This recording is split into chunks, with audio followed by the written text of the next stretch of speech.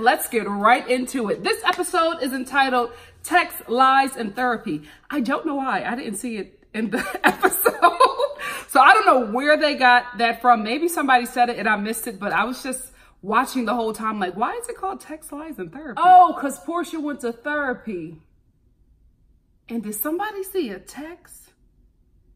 And maybe somebody was lying. I don't know. Normally I can follow the titles of the episodes, but this one, I was like, we were just trying to be cute and got lost. Let's get into it. So we open back up where the last episode left off, and Kandi and Portia are still fighting and it's getting really heated. And I'm thoroughly disappointed because I thought that they were making amends, like working. Like, you don't have to be friends, right? But I thought that they were working to be like respectable coworkers, and then to have them just go right back to square one. I was a little bit disappointed by that because their drama in the 2 seasons past were so draining on me as a viewer. It was too much. So I feel like I kind of got like triggered. Because I was like, oh my gosh, are we going to get back to like season 9? Please, no, I don't want to go back there. 10 was awful as well. They don't got to be besties. Just please stop fighting. When they fight, it drains everybody, including the viewers. After the ladies do all the fighting, Tanya, she walks in. Y'all, I was just like, why did they leave this in? But anyway, I'm just gonna say she walked in with this like kind of geisha. Nope. But anyway, she walks in with like this beautiful silk robe on, and she her and Eva invite the ladies to Tokyo, right? Tokyo for Eva's bachelorette, because she said that she feels bad that they couldn't come. I honestly feel like she's doing this because the ladies were being messy by trying to like cause some friction with her and Nene, because I think that Nene really felt some sort of way. I think it got magnified when the ladies started to speak about it and be like, oh, well, you didn't invite Nene. And can we just be real? There's like, what, almost a 20-year age difference between them and her friends. So I just felt like her friends was like, we just want to keep it with the people who are like really your friends, not your TV friends.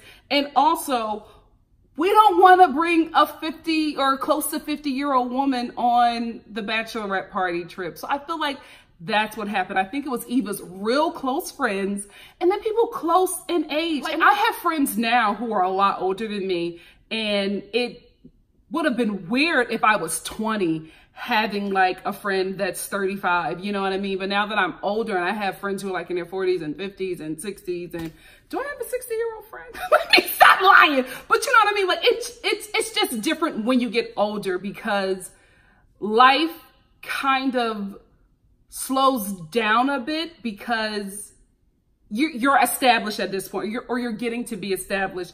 So you're not making as many mistakes, and it's something about the maturity, right? So I get them being friends, but I also understand her friends being like, listen, we're in a different space in our life, you know, and we're your really good friends. So we just wanted to be us. So I didn't really feel that Eva was being shaded with that. I felt like some stuff was TV and some stuff is her real life. And she's really getting married to somebody that she really loves. So she just wanted it to be the people who are really in her life, not just the people she films with. So I get it, but I felt like the ladies were being messy. And since we're here, I am so shocked at how Portia keeps on coming at Eva about her shadiness. And this is the thing. Portia and Kandi do this, and I like and dislike it. They produce a lot of storylines on this show to the point where you can tell when they're doing it. Nene does this as well, but I feel like Kandi and Portia are doing it a lot more now. Sheree used to do it. She just gave what she was doing the theme and called it the bone carrier. But it's basically the women are producing storylines, trying to get drama drummed up when there really isn't a lot going on. But I just don't like it because I feel like Eva thinks that they're really friends. And I think that Portia is just like, we're show friends, not the real deal, because she's coming at her in a way that just makes no sense. Like, you guys are hanging out, you work together. Like, they really work together at the Ricky Smiley show. And so you're different with her when you're by yourself, but then when you get in it with the ladies, oh, you're so shady. She's not being shady towards you. So why do you have an opinion about it. That makes me think that she's trying to produce something or drum something up. Side note, Marlo looks great in this scene. It was clear to me that she wasn't going to eat anything. She really just showed up to film, because who the hell comes to your friend's house for like a hibachi dinner and you're in like, was it like a latex dress? It was like a latex whatever it was. She looked really great in it, even with the jewels, like her hair, everything worked really well. My only issue was, and not really an issue, but it was just so noticeable, I think that Marlo doesn't have enough skin for her implant, so her breasts were giving like drag queen breastplate. Look it up. Look it up and come back to this review. That's exactly what it looked like, and I was like, oh, she probably didn't have enough skin for that. So that's what happens when people get breast implants, and it's like they don't really have a separation with their boobs. They just didn't, the doctor didn't have enough skin to really form the That was my only issue with it. I was like, I'm becoming botched all of a sudden. Nene is still pissed that Tanya called her swag boutique glasses low. Like, to this day, she is not featuring her, all because of that. And I kind of think, like how the other ladies feel, that there's something more to it.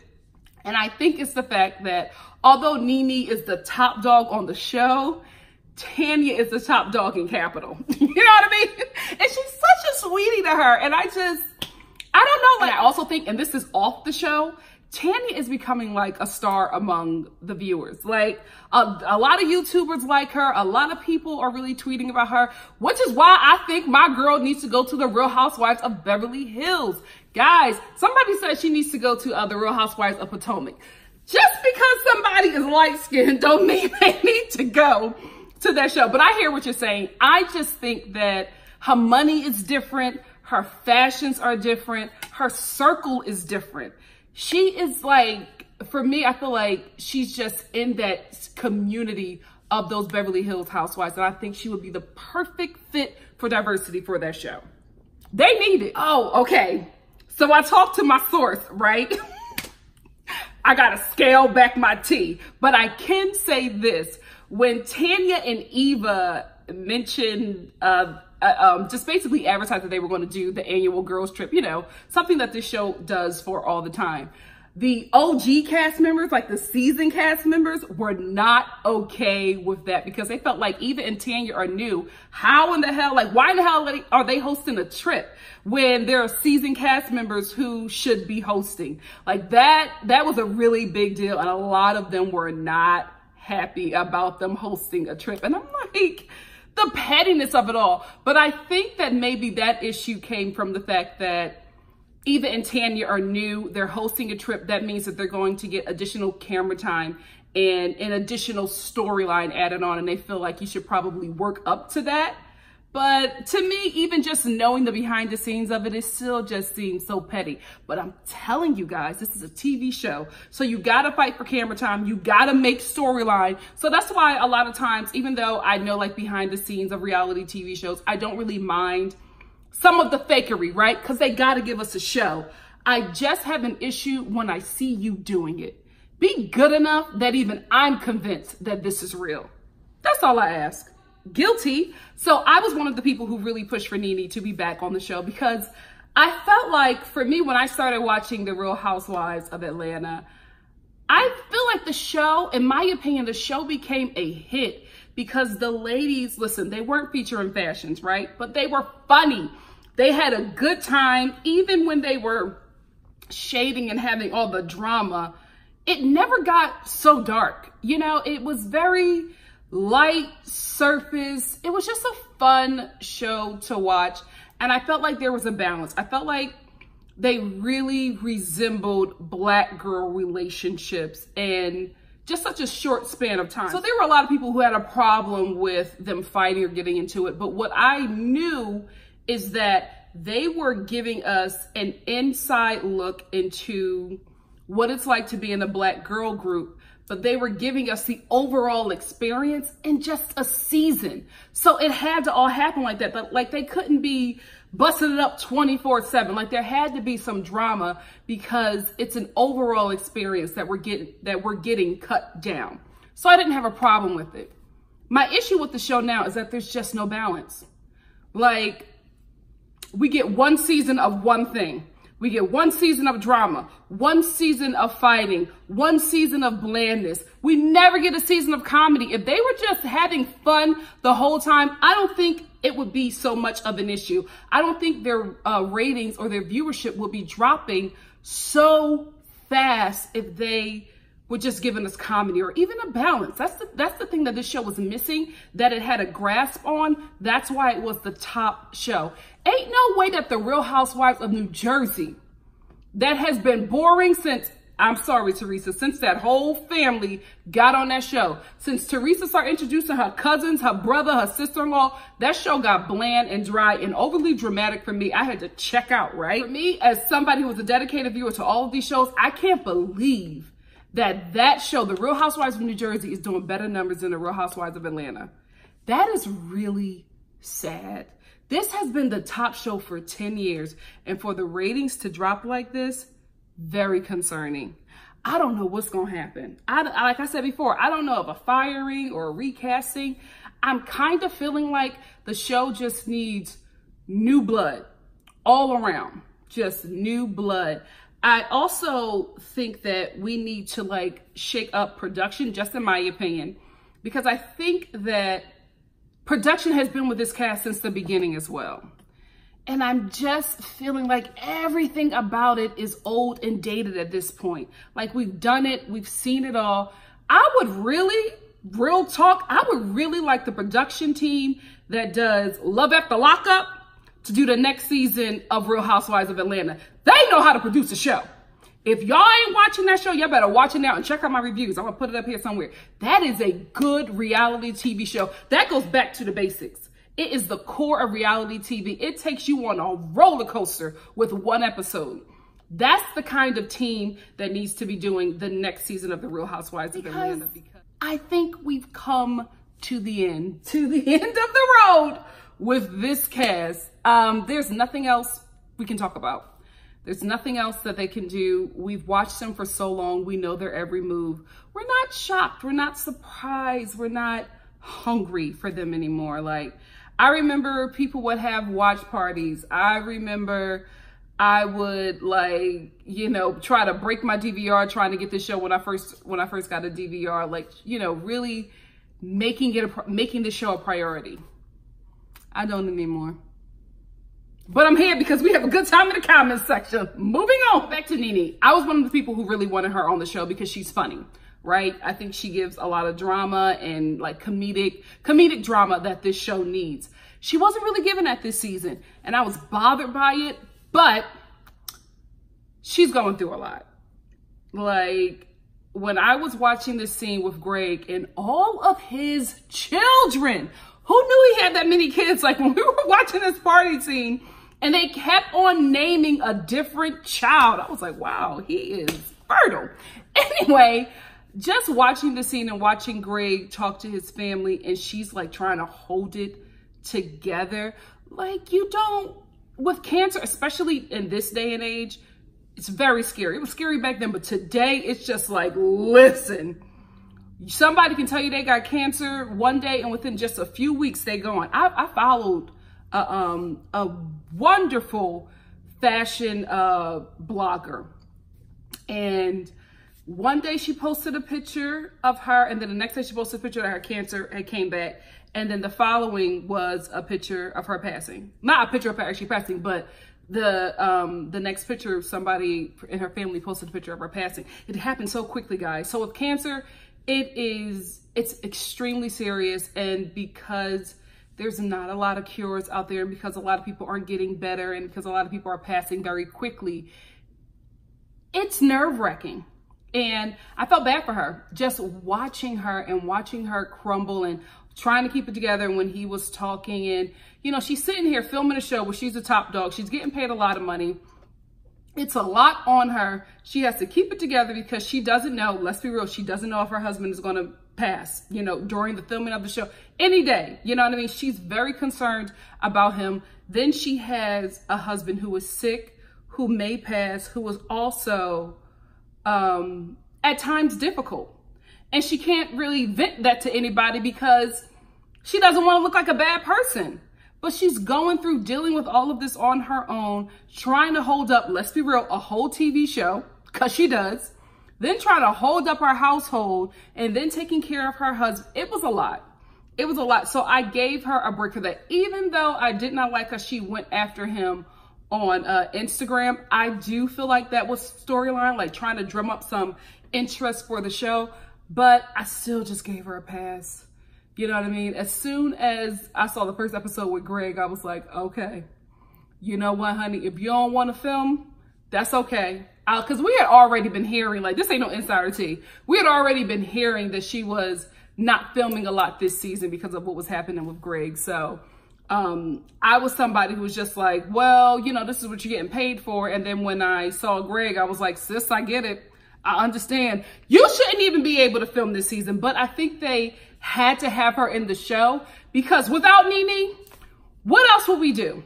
It would be it would literally be a show about Portia and her friends. Like, you know, Portia and Company would be the name of this show at this point. So we needed her, but I feel bad that the show needed her because it was relying on somebody who was literally going through hell.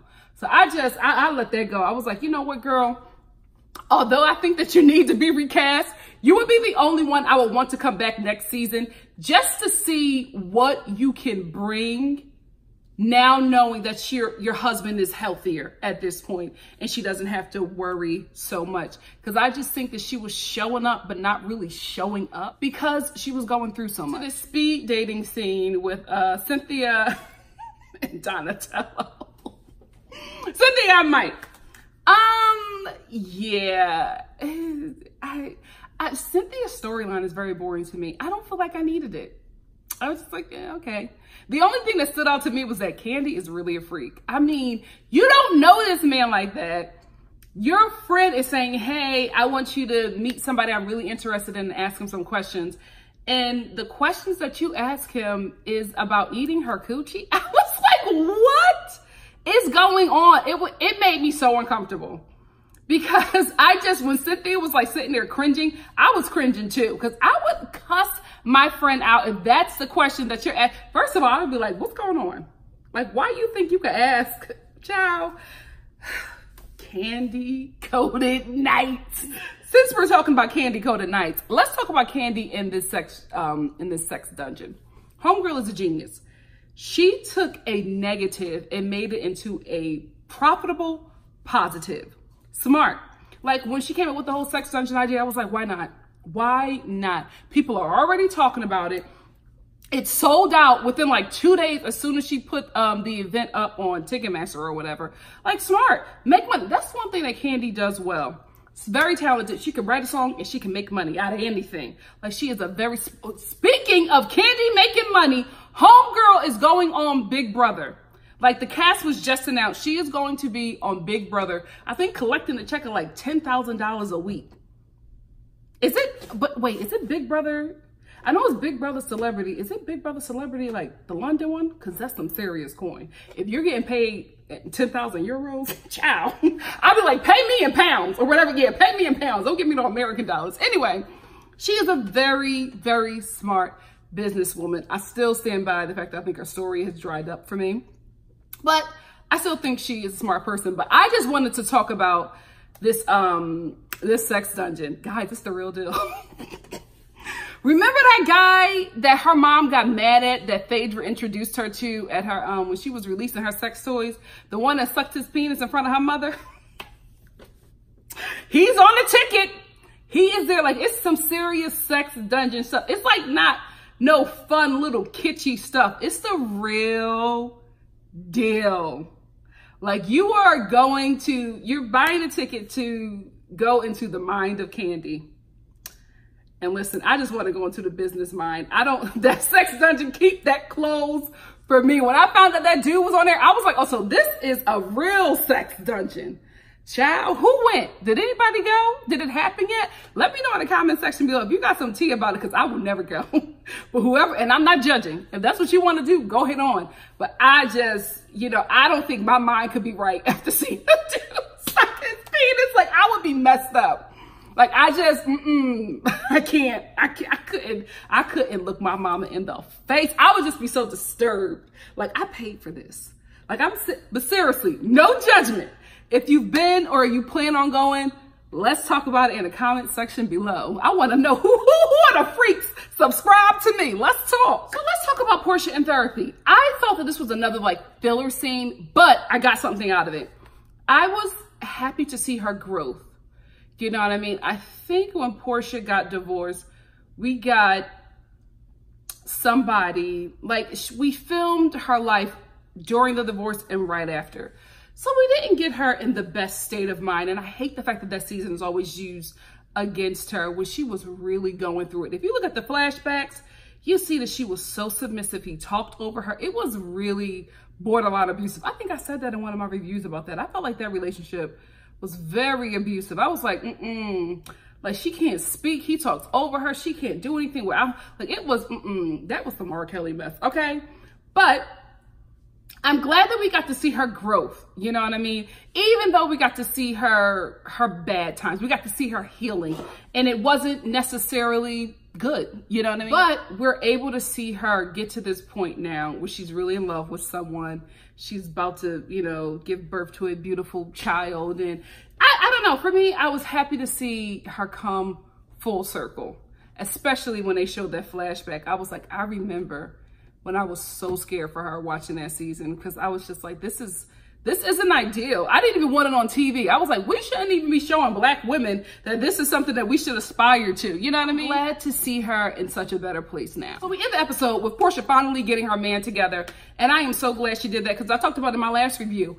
Listen, you can come for Kandi and her help all you want to, right? At the end of the day, you're carrying, what's his name? Jermaine Dupri, whatever his name is. You're carrying his child, okay? He has to respect you. Going back and laughing with that girl and texting with her and all of that. Text lies. That's where the text came from. Okay, now it makes sense. Text lies. Therapy. Okay, there we go.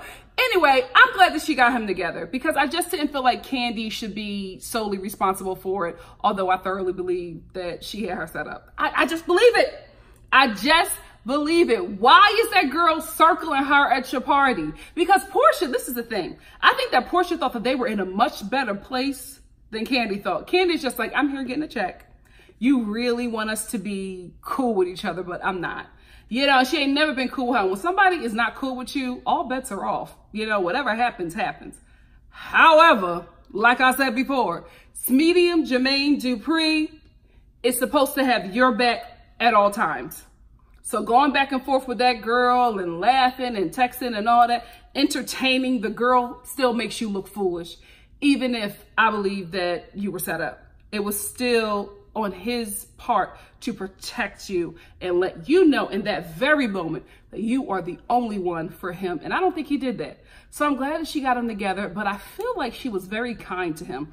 And this is the problem that I have with women like that. You can't come at the woman who you're not in a relationship with harsh, and then come at the dude who you're in a relationship with, who was also a part of the mess that disrespected you. You come at him all lightly. That was my only issue. I'm glad that she got him together. I just didn't like how she was like, okay, you don't want to admit everything, just started eating her pickle. No, honey. Get him together like you got that girl together at Todd's birthday party. They deserve the same energy. Anyway, that's it for me. This episode was a little bit better, but I wanted to do this review because we are going to have to talk about the next episode. Listen, word on the street, insider tea. This is going to be the episode, and from here on out, that girls trip is going to set off the rest of the season. That is going to be the episode you don't want to miss. All the drama and the shade, all the messy confessionals that we have been looking for this entire season. Oh, we're going to get it the next episode. And I hope to see you there. And if you like what you see here, please like, comment, subscribe, and share. And I will see you for the following episode of The Real Housewives of Atlanta. Love you guys.